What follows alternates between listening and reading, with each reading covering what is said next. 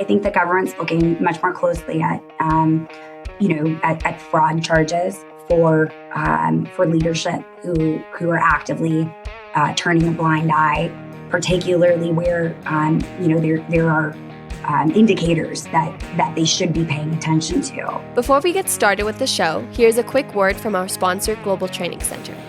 As trade compliance professionals, you want to make sure that your procedures and documentation are completed as correctly as possible to avoid any delays and possible fines. We provide a range of trade compliance courses that will fit your needs.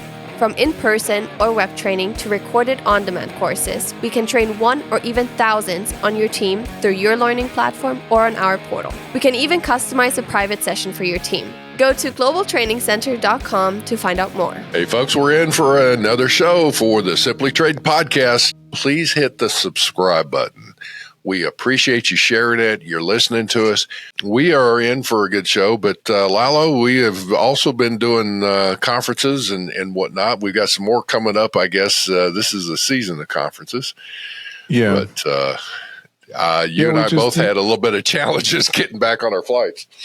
Yeah, we just need to remind everyone, if you all see us at the conference, make sure you come up to us and talk to us. Number one, if you listen to the show, just to let us know what we're doing right or wrong, that really helps us a lot. But not only that, if you want to, be on the show just for a little quick clip or something, we're always recording at conferences. So if you see us doing that, and in the case of our next guest, Rachel, I actually ran into her at a conference. It was a very small conference. It was limited here in El Paso. And we just got to chatting and we kept on bumping into each other all day. And, eventually it occurred to me, she should be on our show. She seemed very bright and knew quite a bit about trade. And I don't know, in other words, what I'm trying to say, by holding conversations with us, I won't know who or what you are without, doing that small little chit chat. And I really got to learn, a little bit about Rachel and I thought, man, she would be a good guest for our show. So here we are. It's not just talk, we're not just saying, hey, ask me about the show and you can come on. No, that's not true. I mean, we actually do bring you on if you really want to come on and if you want to share some of your thoughts and of course if you have something to share that we like to have. And besides, even if you're not wanting to share our topic, we do also do fan shows. So if you're a fan of the show, we'd like to have you for that as well. So which we have one. We should be planning one now here in the next month or so. So she works for Nixon Peabody in DC. And so she's an attorney with that firm and obviously in the trade industry. But go ahead, Rachel. Just go ahead and let us know a little bit more about who you are and what you guys do there and all that kind of good stuff. Yeah. So I'm a partner with Nixon Peabody. We're an AmLaw 100 law firm with offices around the country and the world. I am on our cross-border risks team. It's a really unique team that not a lot of other practices have. We fall in our government investigations and white collar section. But we are comprised of former DHS officials. So my other partners on my team are former acting ICE director, former acting general counsel, former Homeland Security Investigations special agents in charge. So we really kind of span the gamut of Homeland Security. My personal background, I was at DHS for 7 years, focusing on immigration policy, also working in headquarters on benefits, enforcement, border security, and trade issues.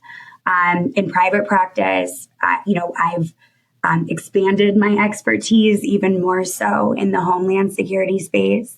And really, folks come to us when they need somebody to fix a problem, right? So that's the one thing with most attorneys is that when people are calling for an attorney, at that point there is an issue usually, and somebody's got to be the proverbial pooper scooper at the end of a parade to clean it all up, right? And that's like, there you go.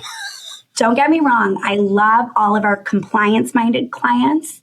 I appreciate companies doing the right setup from the start. Way cheaper for them. They don't have to call me as much. But we are also, we also get brought in to do as you say, to kind of fix issues that have gone awry, help people navigate really difficult circumstances, and bring companies into compliance. Hopefully get charges dropped if necessary, and then get people back into the country because. There are a lot of these issues impact both U.S. citizens and foreign nationals.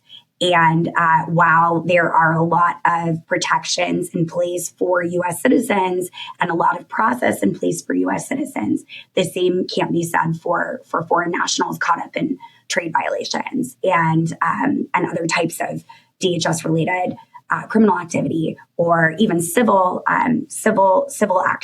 And it can become really difficult to get folks back in at that point. And we help with that. So kind of across the gamut. Well, one of the things I guess that, and this may not be where you want to go initially, but as you're talking about the immigration piece, excuse me, is the some of the things there's so many different regulations that go on. And if you're a small company, a large company, whatever, but you have non-U.S. citizens working for you, or you're even also in a vendor relationship there where non-U.S. citizens are involved, and you have, computer email logons to, computer system access and all that. Is that something that, from your perspective, just in a short, I'm thinking that is a vulnerable area that most people don't, okay, yeah, somebody will take care of that. The IT folks will take care of that. And nobody really touches on what access they should or should not have. Multinational corporations, right, rely heavily upon employees all around the world. And sometimes they're not being thoughtful about, hey, where are we keeping the records related to all of those communications? Generally those records have to be maintained here in the U.S., even if you have foreign nationals accessing your system from abroad. So that's a regulatory requirement that, is sometimes overlooked, particularly by multinational corporations. If you're a small shop and you've got folks all over the place, it behooves you to stay on top of who's accessing your systems, what type of access they have, particularly depending upon the products that you are that are engaged in your specific trade routes. Because obviously, if you are, if you require any more substantial licensing, any type of more than standard restrictions related to your goods, then foreign nationals accessing your system sometimes need additional licenses in order to do that. Or your company needs to report that information. So the ultimate responsibility that as they're, if you've got foreign nationals in your company and things of that nature, where would DHS generally look at to say, here is where the buck stops? I mean, we can always say the CEO of the company, but I mean, in general of a big company and whatnot, where does DHS, would they, say, okay, we're holding you accountable, or you should have had some policies in that? Yeah. I mean, look, they're going to go after the company generally, and it could impact your ability to continue sponsoring foreign nationals. It could impact your ability to participate in various trade programs or licensing programs. And it could impact and then they could ultimately, depending upon what types of issues they're looking into, they could find people in your management supply chain responsible, particularly for depending on what the issue is. They could find them responsible for fraudulent activity, for I-9 violations, for if they're here and they're not here on the right types of visas, for unlawful work authorization. If you're sharing information that you shouldn't be sharing with that foreign national, right, you're looking at potential criminal consequences, and those could apply to. Sure, it could apply to the top, but sometimes the top has a really good paper trail that, they weren't paying attention, even though they were supposed to. But you have a manager who has been trained on these issues, but hasn't been carefully watching what's going on in the company. That manager could be liable for those, for those violations. And, generally speaking, we see criminal, we don't see, criminal allegations being made absent, pretty serious misconduct. So this isn't, it's very unlikely this is just a mistake, right? Mistakes are understandable, and generally you'll be subject to some type of civil violation, maybe a fine, a hand slap, maybe you have to deregister or whatever for a couple of years. Criminal violations tend to rise to a higher level and require some type of knowledge, some type of, actively, closing your eyes, right? And it's harder, right? It's harder to prove that. But in this day and age, you have whistleblowers, you have False Claims Act cases. So, False Claims Act is where, any person who knowingly submits or causes to be submitted false claims to the government is liable. Individuals can bring a False Claim Act suit on behalf of the government, and they get a cut of those proceeds. And so if you're... All right, so help me out here before we go any further. So you're saying False Claims Act. I was going to ask you about that. Is so basically what I'm hearing from that is the False Claims Act is basically a intentional misdeclaration to the government. Is that... Yep. All right. Intentional misdeclaration, like a dual invoicing system where you're taking a kickback and you're not telling the government. You have an employee who, is angry, who, wants to just abide by the law and finds out you're not. In addition to the various reporting channels that exist within the federal government to report that. Like CBP has an anonymous reporting channel. ICE has an anonymous reporting channel. The FBI, right?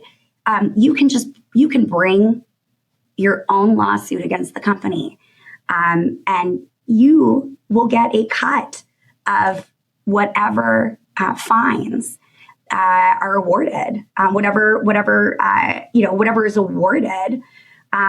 In the recovery and the government's recovery. So, not only are you like being a good citizen and reporting a crime that you have knowledge of, you get your own lawful kickback. There you go. Okay. So with that, let me ask this question: is that you've, in looking at some of these things, there's always the fear of, China companies have infiltrated into the U.S. economy and different things. And, before the show, you've kind of highlighted a couple of things. With DHS, I guess, going in and perusing some of the transactions going on, I think either one of two things is going on. Is that, and again, this is, I'm just average Joe here trying to look at things, and you hear different reports. Is there an effort from the Chinese companies that are either trying to circumvent certain things to get their hands on U.S. technology, and or are there efforts that Chinese companies are working on behalf of the Chinese government to do and conduct espionage type activities? So with those kinds of things, I think you had mentioned there was not a seizure, what I'm looking for, a raid of something. So was anything found? Was it like, oh no, there's, we took care of it and there was nothing there, or did they find something there? Well, so I think you're talking about earlier this year, DHS, ICHSI raided a U.S.-based subsidiary of an auto parts manufacturer that's owned by a Chinese company. And they've been accused of trade fraud in the press.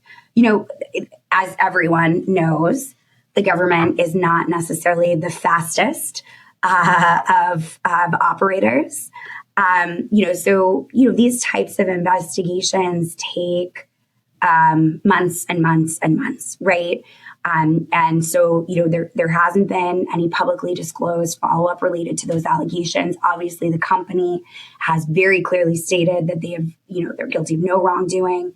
I think what that raid exemplifies is a demonstrated interest and prioritization by the U.S. government focused on Chinese affiliated U.S. based companies as a response to some of the things you were talking about. There's just last week on July 25th, the House of Representatives Select Committee on the CCP introduced a bipartisan legislation called Protecting American Industry and Labor from International Trade Crimes Act. And it's focused on appropriately resourcing DOJ so it can prosecute international trade-related crimes. And it's directing DOJ to essentially establish this new structure and better resourcing attorneys within that specific portfolio within the criminal division to go after companies that they think are committing trade-related crimes and specifically targeting Chinese affiliated companies. I think they're hooking in on the Uyghur Forced Labor Prevention Act, which is focused on preventing the import of goods that have been made in the supply chain through forced labor, specifically by Uyghurs in China. And you've had other folks on your show. Shout out to Ana Hinojosa, who have talked about the impact and importance of forced labor compliance down the supply chain to avoid these types of issues. But I think what the government is seeing is, companies actively engaging in, or what they believe is happening is companies actively engaging in fraudulent activity to hide the source of their goods in the supply chain and to hide that forced labor. Dan, that's one of the things where, what I keep coming back to on that very issue, China, of the $1 billion of goods that were seized, I think is 2 years ago in the numbers, $1 billion, only $89 million of that worth of the goods came directly out of China. It was like over 350 million was out of Vietnam and over 400 million was out of Malaysia. And so it's like the raw goods or components are moving from China to other factories around the world. And in particular, obviously Malaysia and Vietnam, but they're going to other parts of the world as well. Along with, there are reports where China is now shipping out the actual, people from, the forced labor folks, if you will, from China to other parts of the world and continuing on with it. So it's like, all right, with that, and then looking at it, I guess the thing that I want to look at, we've all talked about it. It's a big deal and all. If somebody is not properly vetting their suppliers or their supply chain, DHS is not looking kindly on that, I guess, is in looking at these kinds of things.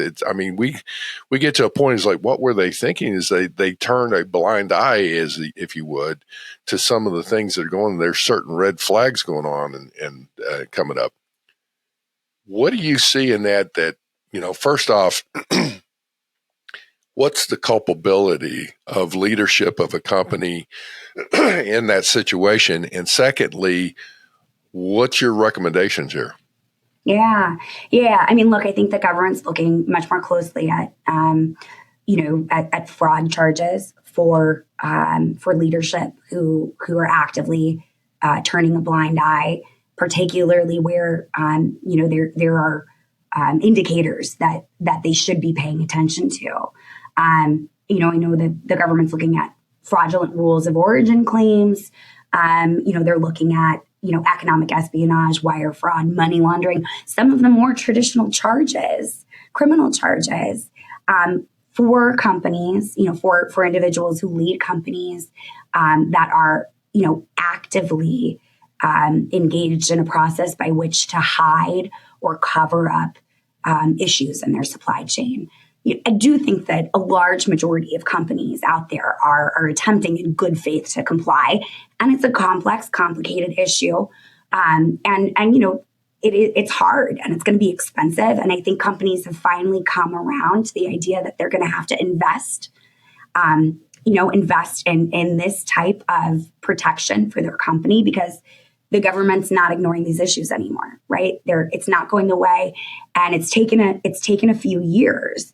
But I think 2016 is when the Trade Facilitation and Enforcement Act started to go into effect. And, that's when they really started reinforcing this for goods, even goods that were needed in the U.S. economy, right?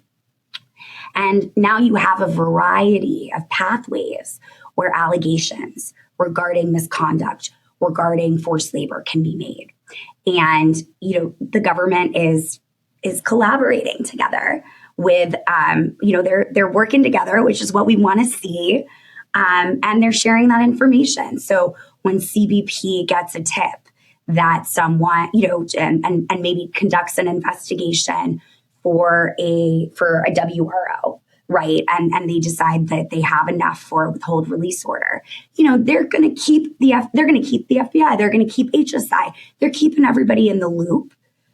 Because if they get any information that can turn that investigation not only into a finding, but if they get information that can turn that into a criminal matter, or if there are criminal components, right, related to individuals based in the U.S., they're going to take advantage of it, because that's an effective use of government resources, right? We might as well coordinate to catch all of the bad actors engaged in these behaviors. And again, I don't think everybody engaged in this is necessarily, there's lots of companies trying to do the right thing, and it can be challenging, right? But there's an equal number out there that, maybe aren't putting enough juice behind the feel-good statements they're putting out.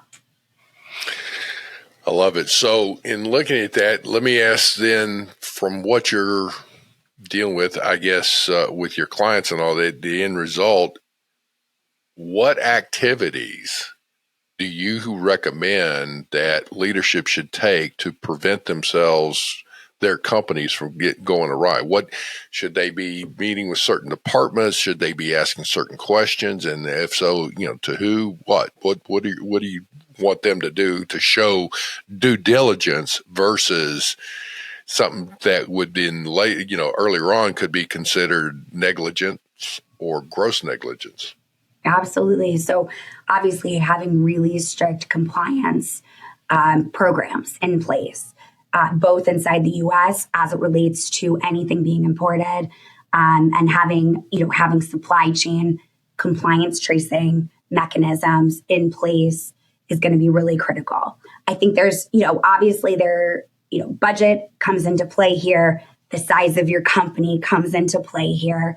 But common sense scrutiny comes into play as well. Just because you're a small shop doesn't mean, these issues don't apply to you. If you are if a price seems too good to be true, there's probably a reason for it. And you should be looking at what the company is that you are sourcing your product from or sourcing your part from. You should be documenting what that review looks like. You should be ensuring that your entire trade team, your entire management team is trained on these issues. There's some really great trainings that CBP provides related to indicators of forced labor. There's lots of really great compliance training companies out there that offer this as a resource.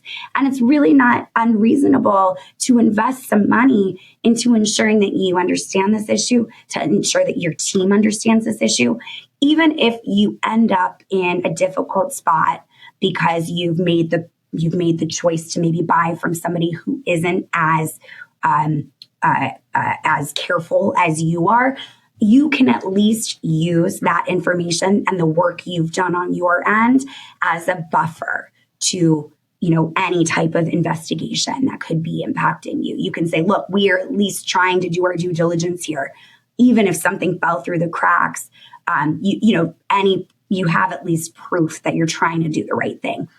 It may not be a full solution, may not get you off the hook, but at least it's going to help open the door to having a meaningful conversation to the government. If it rises to the level of serious criminal activity, maybe it opens the door to a plea agreement of some kind, right? Well, I was going to say we're going to probably need to wrap up here in a little bit, but I wanted to get this question off before we wrap up or we conclude. But it throughout our episodes on our show and even here at Global Training Center, we've seen a common theme or philosophy in that it's very obvious that trade professionals are there for compliance, and they know that that's for compliance, and we always preach almost the fact that it's very important for you to get the rest of your team involved and getting into that trade compliance mindset. In your experience and what you have seen, whenever you were at DHS or even now practicing, how often do you feel or do you think that issue was, or issues that people get into have been because of the fact that other departments, let's call it, have just neglected consulting with trade compliance, or in other words, the trade compliance person finds out when it's too late. You know what I mean? Like, does that happen often, or is it just, I don't know. I'm just kind of curious. I guess just trying to put that point across as that everybody in your company should have some visibility to what's going on trade-wise. Yeah, I think I couldn't agree with you more. Everybody in the company should have a minimal understanding of compliance issues. Requiring them to take an hour training is a really low threshold to at least flagging the types of issues that should be red flags for them. I think in the civil violation context, it's a huge issue, right? This is a huge issue. Somebody putting the wrong category, somebody putting the wrong amount, somebody, abusing maybe the de minimis loophole. Those are things that could easily lead, or a series of those activities could, easily trigger serious civil violations or serious impacts to the company.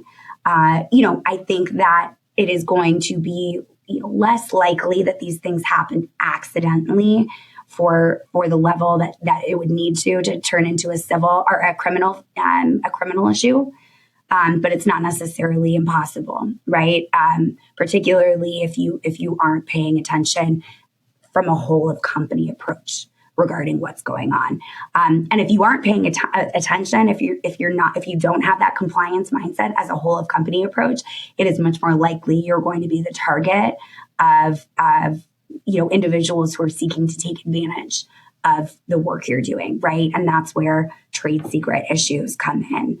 That's where economic espionage issues come in. That's where money laundering, wire fraud issues come in, right? And so I do think it all plays together.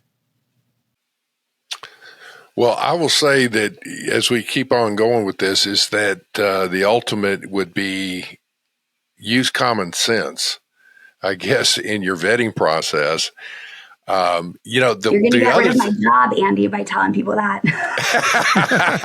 Now, listen, there's still a lot of folks that are out there thinking that they're smarter than the government. They can get away with things, and it's still going to catch up with them. I mean, as you just said, you got the good compliant folks, and then you got those that, with all due respect, you're just plain stupid to try. It's not dumb. You're stupid. It's like you're doing something that you shouldn't be doing. So, as my grandmother would say, you ought not to do it.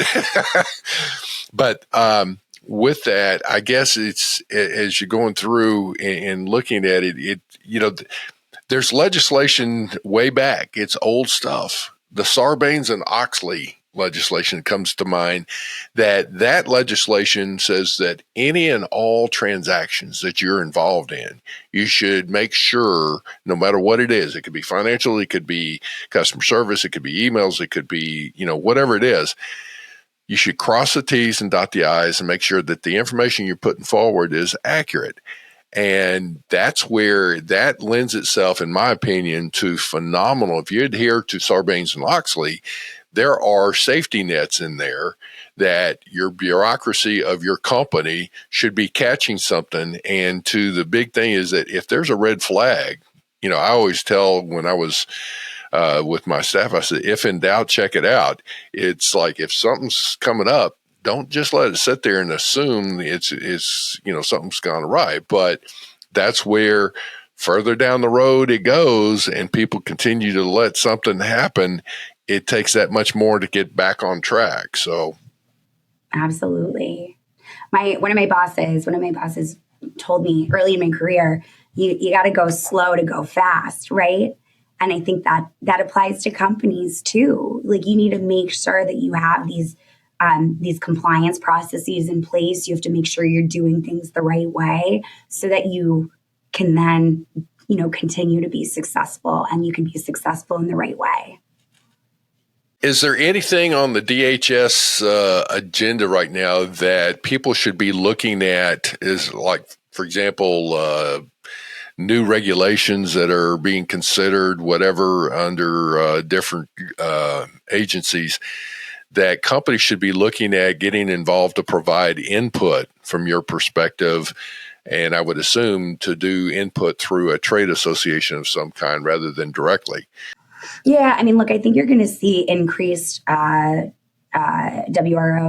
You're going to see increased findings. I mean, CBP is interested in and asking for more funds to staff up the folks doing that work. And I think that those investigations are very involved and lengthy, but they need more people to do them. And I don't think they're lacking in terms of allegations being submitted, right? It's just a matter of resources and prioritizing which ones are the worst to go after. But I think that's an easy bipartisan issue to get funding for. And so I wouldn't be surprised to see more. I don't know that we'll see more, regulatory action in that space. I think industry would want to fight for that in that regard, kind of opposite to what industry normally fights for. But right now, those investigations are pretty open-ended and kind of a black hole and hard to fight. And with, maybe with some more regulatory detail regarding what is considered and how those evaluations are made, industry would be in a better place to respond. But that's kind of opposite what our usual take is. Just as you mentioned WRO, for our listeners, there's a lot of them not in the end. You're talking to withhold for release orders.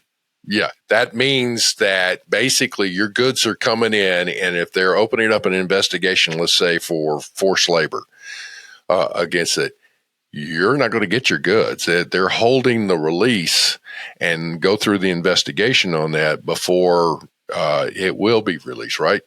Right. And those investigations can take years. So, folks, that's the thing, is that if you're not vetting your suppliers appropriately, the products appropriately, and all that, stop and think. Rachel just mentioned this as far as some of these actions that are going underway, and you need to be aware of that. But that little item right there, here you've got 10,000, 100,000, maybe $1 million or more tied up in a shipment of goods coming in. It gets stopped at the port of clearance, and a WRO is listed or issued. That means the goods, you can't touch them, you can't do anything with them, and yet your money's tied up and the investigation's going on, and you're supposed to supply information. You're stuck in a quandary if you've not done a good job, right? Ahead of time. Absolutely. So, well, we're going to have to wrap this up. For any last comments, Rachel, from your perspective on things?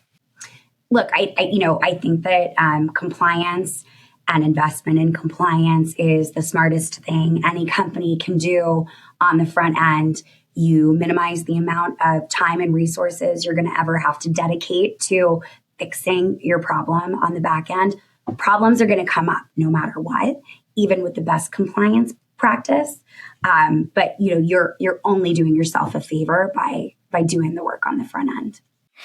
And with that, I would say a strong collaboration. You mentioned this way early in our conversation, a collaboration of your compliance and let's say your purchasing groups and your legal groups and your IT groups and all the different things we talked about. I mean, we even touched on the immigration scenario there and foreign nationals and all that. Folks, it's like having a collaborative effort on that is what's going to keep you out of trouble. So, Rachel, man, I tell you what, it's like I'm glad Lalo ran into you. Obviously, you were also very highly recommended by one of our friends, Larry Hansen. So that's a good thing, and really like Larry. So he's a good guy. So that's another one that comes into play. So you're high in our books. Thank you so much. Thank you guys for having me. This was so much fun. Folks, with that, we're going to turn this back over to you. We will have Rachel Winkler's contact information in our show notes if you're interested in reaching out and talking with her even more. So with that, have a great day. Thank you very much for joining us. Simply Trade is brought to you by the generous contributions of Global Training Center. You can follow the show and GTC on LinkedIn or Twitter and other social networks. Make sure you check out the show notes in the description for a full rundown of today's show with all the important links. Also, make sure that you share this with a friend and subscribe on your favorite streaming platform. We really like hearing from you. If you enjoyed the show, make sure to rate and review wherever you listen to this podcast. If you or someone you know would like to be a guest on the show or would like to sponsor Simply Trade or suggest any topic you would like for us to discuss, please contact us via email at simplytrade@globaltrainingcenter.com or you can DM us on Twitter at simplytradepod. Thank you again for the privilege of your time. Happy trading. Simply Trade is not a law firm or an advisor. The topics and discussions conducted by Simply Trade hosts and guests should not be considered and is not intended to substitute legal advice. You should seek appropriate counsel for your own situations. These conversations and information are directed towards listeners in the United States for informational, educational, and entertainment purposes only and should not be substituted for legal advice. No listener or viewer of this podcast should act or refrain from acting on the basis of information on this podcast without first seeking legal advice from counsel. Information on this podcast may not be up to date depending on the time of publishing and the time of viewership. The content of this posting is provided as is. No representations are made that the content is error-free. The views expressed in or through this podcast are those of the individual speakers, not those of their respective employers or Global Training Center as a whole. All liability with respect to actions taken or not taken based on the contents of this podcast are hereby expressly disclaimed.